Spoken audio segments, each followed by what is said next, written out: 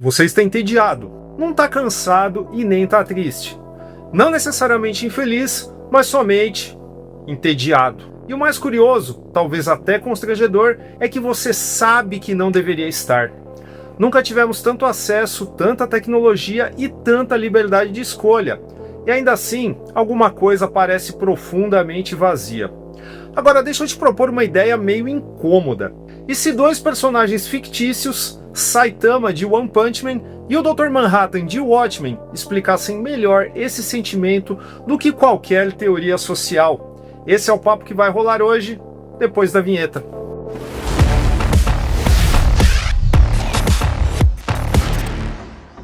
A experiência de viver no mundo contemporâneo, especialmente fora das camadas mais vulneráveis, é marcada por uma transformação silenciosa. A alienação ainda existe, claro, mas ela mudou de forma drástica. Não se limita mais ao trabalho, à exploração ou à perda de sentido da produção. Ela se infiltra no cotidiano e termina em algo mais fácil de admitir: o tédio. Não o tédio momentâneo, e sim um tédio difuso, persistente, quase estrutural. O ponto central desse vídeo é o seguinte: Saitama e Dr. Manhattan representam duas respostas possíveis ao tédio existencial, e a diferença entre eles é, acima de tudo, moral. Ambos podem tudo, mas reagem a isso de maneiras radicalmente distintas. E essa diferença revela algo essencial sobre o mundo em que vivemos. A premissa de Saitama é quase uma piada filosófica. Ele treinou tanto que quebrou qualquer limite do possível. Resultado: nenhum inimigo representa ameaça, nenhuma luta exige esforço, nenhuma vitória traz satisfação. Ele derrotou não apenas seus oponentes, ele derrotou a própria ideia de desafio. E sem desafio, não existe narrativa. Sem narrativa, não existe sentido. O que sobra é o vazio. E aqui entra uma leitura que esbarra no absurdismo de Albert Camus, aquele cara que fundamentou sua filosofia no mito grego de Sísifo. Lá vai.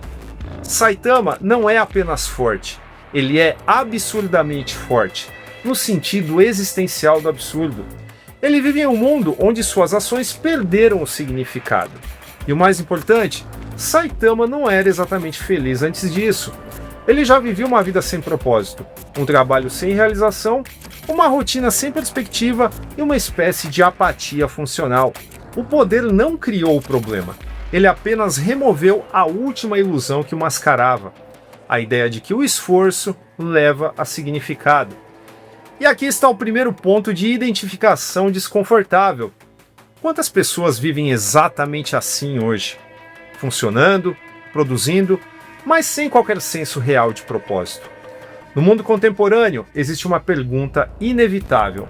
Você trabalha com o quê? O que você faz na vida? Qual o seu ganha-pão? Essas perguntas parecem inocentes, mas carregam uma premissa brutal. Você é aquilo que você faz. Não é sobre quem você é, mas para que você serve. E isso cria um paradoxo.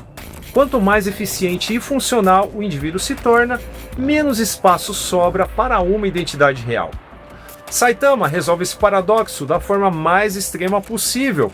Ele se torna absolutamente útil e, por isso mesmo, completamente vazio. O autor de One Punch Man fez algo que poucos roteiros ousariam: transformou o personagem mais poderoso no mais estático. Eu não tô necessariamente triste com isso. Será que em troca de poder eu perdi alguma coisa que é essencial para um ser humano? Saitama não evolui. Quem evolui são os outros.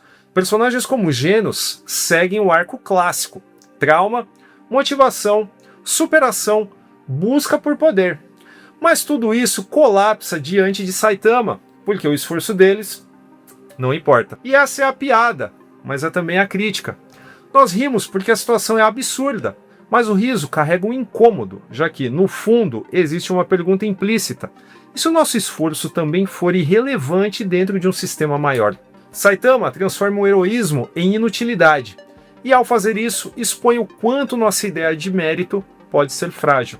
E agora a gente muda de enfoque. O Watchmen de Alan Moore não é uma comédia, é uma dissecação. Uma análise fria sobre o que aconteceria se super-humanos existissem no mundo real. E é aqui que surge o Dr. Manhattan. Manhattan não é apenas poderoso, Ele transcende o tempo, o espaço e a causalidade. Ele vê o passado, o presente e o futuro simultaneamente. Não reage ao mundo, ele observa. E com o tempo, se distancia. No início, Manhattan ainda tenta participar. Ele interage, colabora, se envolve, mas isso não dura, porque tudo se torna pequeno demais, irrelevante demais, previsível demais. E pouco a pouco ele se afasta, não por desprezo explícito, mas por uma apatia crescente. E aqui está o ponto de ruptura. Saitama continua agindo, mesmo sem motivo. Manhattan para de agir, porque não vê motivo.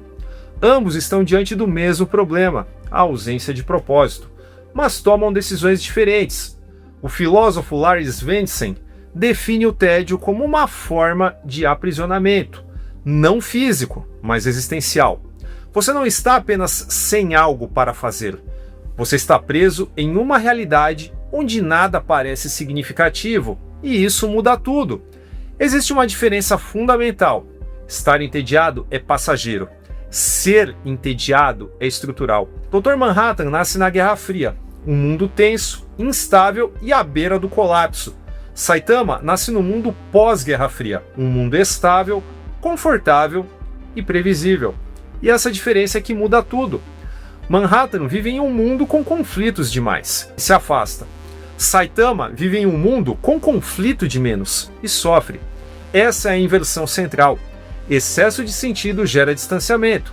A ausência de sentido gera vazio. Masahiro Morioka descreve nosso tempo como uma civilização sem dor. Eliminamos o sofrimento, mas também eliminamos o conflito. E sem conflito, perdemos o sentido. O resultado é uma existência amortecida, segura, controlada, previsível, mas também estagnada. Uma vida que continua sem realmente acontecer. Saitama é isso levado ao extremo. Nada o ameaça, nada o desafia, nada o transforma. Ele é a versão final de uma existência sem fricção. Byung-Chul Han descreve um mundo onde a pressão vem de dentro. Não somos mais reprimidos, somos autoexplorados, e isso gera um novo tipo de esgotamento, um cansaço sem causa clara.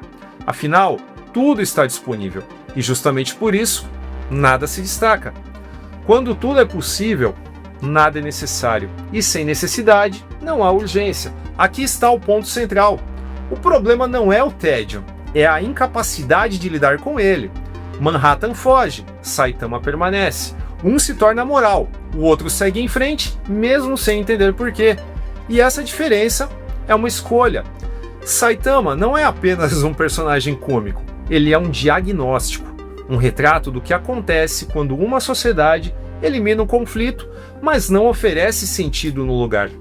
Talvez a saída não seja fugir do tédio, mas atravessá-lo. Porque, segundo Mark L. Hawkins, autor de um livro chamado The Power of Boredom, que é literalmente o poder do tédio, o tédio pode ser exatamente o que nos força a construir significado.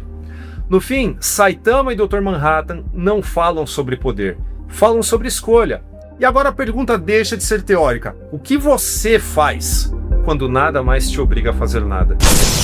Valeu por acompanharem esse vídeo até aqui, que a gente espera que tenha espantado o tédio, pelo menos um pouquinho. E se você gostou desse conteúdo, deixa um like para nós, clica no botão hypar, comenta e compartilha, se inscreva se ainda não fez e marque o sininho. Conheça nosso podcast no Spotify e a nossa campanha de financiamento coletivo e recorrente no Apoia-se. Os links estão aí na descrição. É isso e até mais!